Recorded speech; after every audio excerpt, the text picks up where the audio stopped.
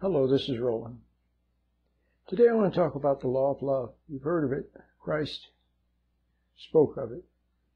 They asked him what the highest law was. He said it's the law of love. You should love God with all your heart, mind, soul, strength. And the second is like unto it. He said, you should love your neighbor as yourself. Now, you would think that would be an easy thing to do. You would think it would be easy. First of all, little children, when you look at little children, before they've been teased, they have a lot of love. They don't have any hate. They have love. When you look at adults, now what do you see? Well, you see resentment, anger, rage, hostility, judgment.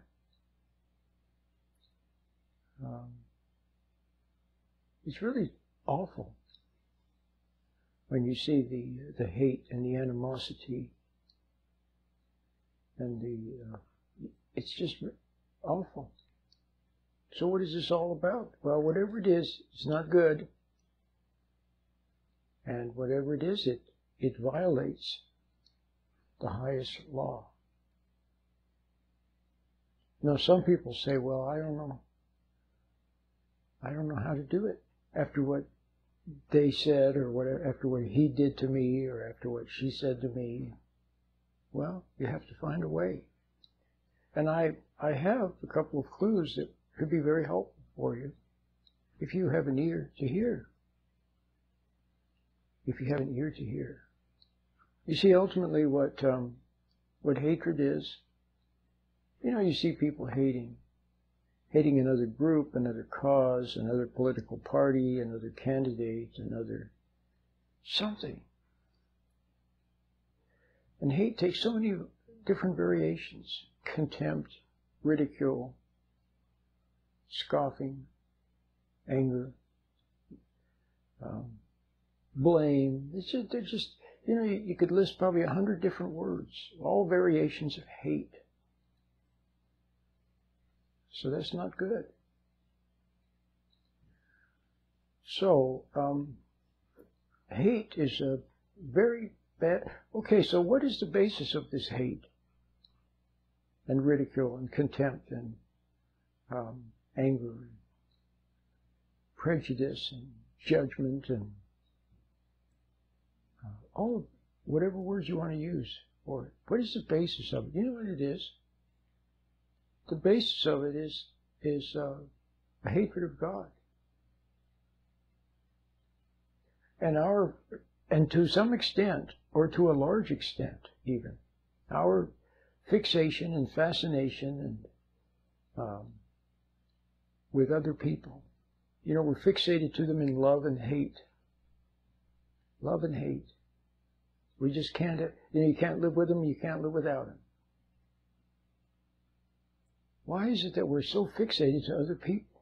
We can't stop judging them and being angry at them and wanting something from them. We want their approval. We want their respect. We want their love. We want them to admit something. We want them to give us credit. And we always want something from them. We become totally fixated to other people. Now, what's that all about? Well, it has something to do with the fact with our playing God. In our playing God, we don't want to meet the real God. Because somehow the real God, in His presence, if we were to encounter Him or know that He exists or that He's about or near or that He knows what we're doing or something, why, it would rain on our parade.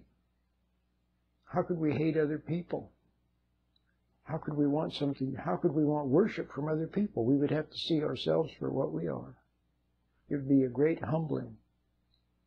And we would also see that we have responsibility to Him. See, that we owe allegiance to Him. And most people don't want to do that. They don't want to have allegiance to anyone. So we're avoiding God. We're all guilty for all of our hatreds and judgments and resentments and our falsity, pretending to know things we don't know, pretending to be nice when we're not really nice, and saying one thing and meaning the other, and we're just so guilty for all of this sleazy behavior. this untoward behavior, this, not to mention hatreds of other people. So, for that we could not bear, unless we have a change of heart, and we're willing to admit our own wrong. But until that change of heart, we could not bear to stand in God's light. We couldn't bear it. The agony of this is the pride having to see its own what it is in God's light. And God's light is what? Truth, love. See, in His goodness, in God's goodness. See, you have to see yourself for what you are. Now, some of us, when we're willing to admit we're wrong, we don't mind. We don't mind admitting that we're wrong and being sorry for all of our resentments and cruelty and phoniness and selfishness. A lot of selfishness, too. So we don't want to see that. So that's another reason why we're so fixated to other people, because it distracts us from the truth, distracts us from God. Well, I don't have much else to say right now other than that. Let go. See, those hatreds, those angers, those resentments, and some people say, well, I don't hate anybody. I'm so nice. Well, yeah, but it's not true. See, it's not true. Because you do hate people. Look at the animosity now that has occurred over the recent election. Just look at all the hate that's there, and the anger, and the rage, and the contempt, and the lying, and condemning, and it's just unbelievable to me. I can't fathom it. I really can't. Well, it violates God's love.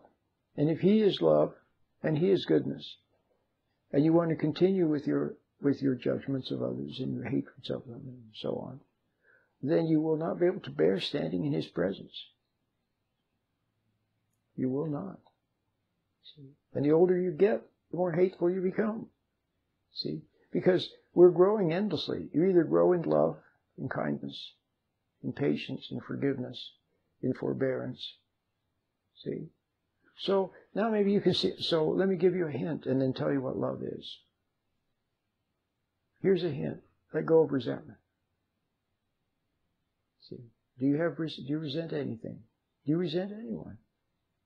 Well, if you do, then you have to see it and then let go of it. See it and let go of it. And your judgments. See, we judge other people very harshly. And that's another fixation, another fixation on other people, so that we can avoid truth. See, if you didn't judge other people, if you just stopped judging them, you just looked at them and just saw them as people, but without judging them. Your wife, your husband, your boyfriend, your dad, your neighbor, you see, a coworker, if you just didn't judge them at all, then what would you have instead? You'd have potentially understanding. Understanding would come from the heart. So you would be flooded with understanding. But if you were flooded with understanding, then you would immediately have to see your own wrong and begin to be sorry for it. See, the second that you have any understanding at all, then immediately you see your own. That's the first thing you'll see, is your own wrong. If you had understanding, then you would see your own hate, and you'd see that it's not good. You'd see your judgments and your selfishnesses, and you'd see those, and you'd see they're not good. And you'd be sorry if you had understanding. But what do? We harden our hearts. And how do we do it? By being endlessly distracted. Endlessly distracted. Okay. And we could be so busy. See, some people are so busy helping others, quote unquote, helping them and doing for them and taking care of them and so on and so forth. You know, it is just a huge distraction to be distracted from seeing the truth about their own. deep down their own hatreds and so on, you see. Judgments, angers. So that would be the first hint, is to let go of resentment and judgment. And then the second hint would be to see what love is. It's understanding.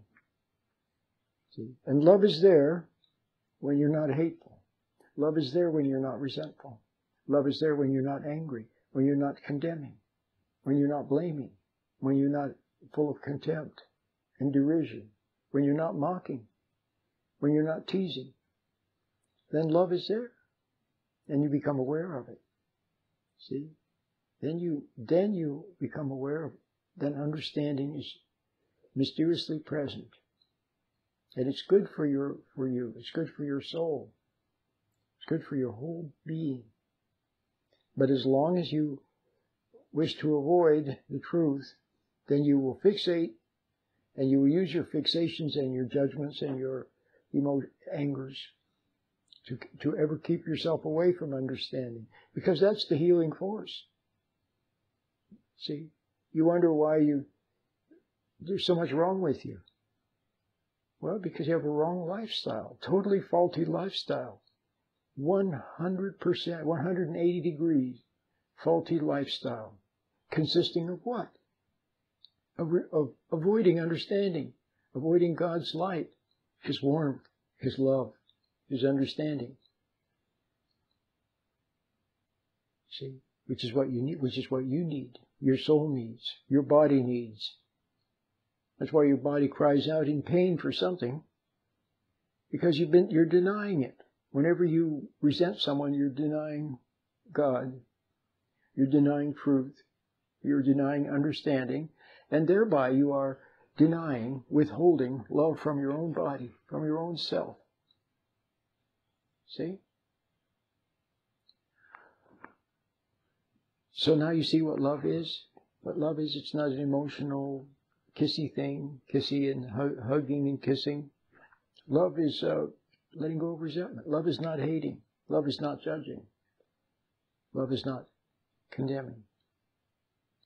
And it's also understanding, forbearance, long-suffering, patience. Okay, so there's some food for thought for you. My name is Roland.